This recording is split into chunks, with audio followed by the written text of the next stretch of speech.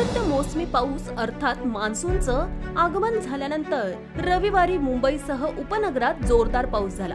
मुसळधार पावसाने मुंबईला अक्षरशः झोडपून काढलं। वाऱ्यांचा वेग जास्त असल्यामुळे काही ठिकाणी झाडपट्टीच्या घटना देखील घडल्या।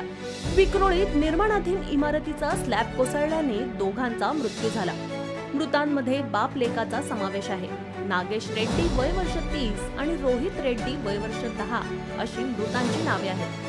मिळालेल्या माहितीनुसार विक्रोळी पार्क साइट परिसरात टाटा पॉवर हाऊस ही इमारत आहे। या इमारतीत नागेश रेड्डी सुरक्षा रक्षक म्हणून काम करत होते। रविवारी रात्री 11:30 वाजण्याच्या सुमारास त्यांना डबा देण्यासाठी मुलगा रोहित हा परिसरात आला, परंतु पाऊस पडत असल्यामुळे रेड्डी यांनी त्यांच्या मुलाला तिथेच थांबण्यास सांगितले। परंतु अचानक या इमारतीचा काही स्लॅब कोसळला आणि दोघेही या स्लॅब खाली दबले गेले।